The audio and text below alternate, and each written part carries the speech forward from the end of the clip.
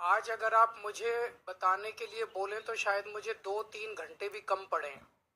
इतने काम किए, इतने काम किए, इतने काम किए, शिक्षा में, स्वास्थ्य में, बिजली में, पानी में, सीवर में, सड़क, इतने काम किए हम लोगों ने कि मैं कई घंटों तक काम गिना सकता हूं। लेकिन जो दूसरी सरकार थी, जो दिल्ली के लोगों ने केंद्र सरकार चुनी थी बीजेपी की, उन्होंने 10 साल में एक भी ऐसा काम नहीं किया जो कि आज प्रधानमंत्री जी अपने 43 मिनट के भाषण में आप लोगों को गिना के गए होंगे। अगर उन्होंने 10 साल में काम किए होते तो शायद आज उन्हें दिल्ली के लोगों को इतनी गालियां देने की जरूरत ना पड़ती। वो अपने काम गिनाते, वो गालियां ना देते। जो व्यक्ति काम करता है वो गाली नहीं देता। जब कोई आदमी काम नहीं करता तो फिर उसे गालियां देनी पड़ती है। वो गालियों के बस पे चुनाव लड़ता है। 2020 में प्रधानमंत्री जी ने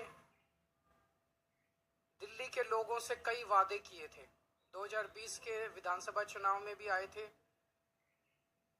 ये बीजेपी का संकल्प पत्र है। इसमें कई सारी बातें लिखी हुई है।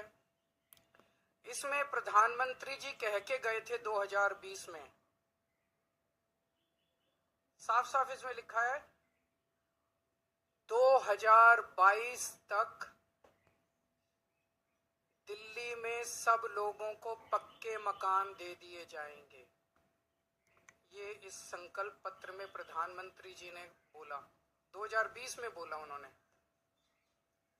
2022 तक दिल्ली में सब लोगों को पक्के मकान दे दिए जाएंगे।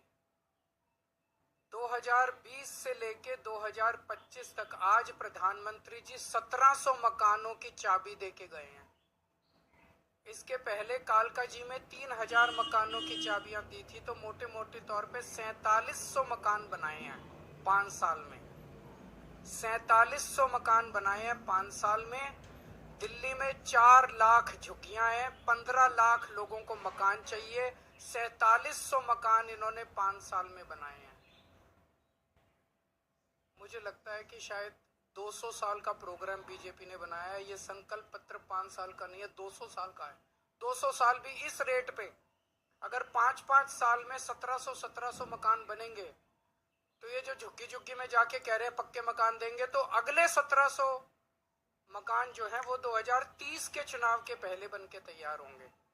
और शायद वो देने की जरूरत भी ना पड़े जिस तरह से ये झुग्गियां उजाड़ रहे हैं।